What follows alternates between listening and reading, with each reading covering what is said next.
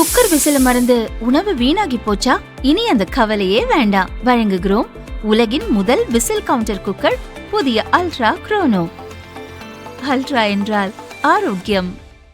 சென்னை திருவல்லிக்கேணியில் உள்ள விடுதியில் கள்ள நோட்டு கும்பல் பதுங்கியிருப்பதாக போலீசுக்கு தகவல் வந்தது. தமிழக ஒருங்கிணைந்த குற்ற புலனாய்வு பிரிவு போலீசார் திருவல்லிக்கேணி போலீஸ் உதவியுடன் விடுதியில் சோதனை நடத்தினர்.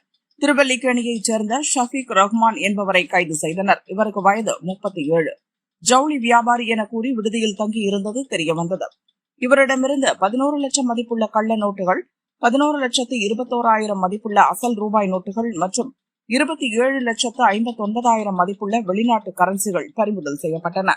அவர் அளித்த தகவலின்படி தஞ்சாவூரைச் சேர்ந்த ரவிச்சந்திரன் என்பவரும் கைது செய்யப்பட்டார். அவரிடமிருந்து 22,79,000 ரூபாய் பறிமுதல் செய்யப்பட்டது. கள்ள நோட்டுகளை புழக்கத்தில் விட ஷஃபீக் ரஹ்மானுக்கு வலதுகரமாக ரவிச்சந்திரன் செயல்பட்டுள்ளார்.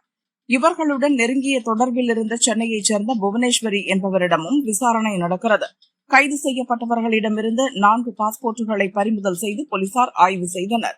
அப்போது அவர்கள் பாகிஸ்தான் உள்ளிட்ட பல்வேறு வெளிநாடுகளுக்கு சென்று வந்தது கண்டறியப்பட்டுள்ளது.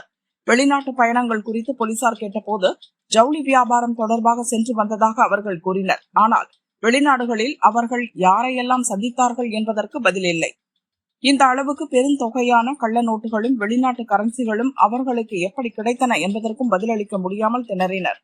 இதையடுத்து 3 பேரின் மொபைல் போன்களை ஆய்வு செய்த போது பல சந்தேகத்திற்குரிய நபர்களுடன் தொடர்பில் இருந்தது கண்டறியப்பட்டது. இது சாதாரண குற்றமாக தெரியவில்லை என கூறும் போலீசார் பயங்கரவாத தொடர்பு இருக்கலாம் என்கிற கோணத்தில் விசாரிக்கின்றனர்.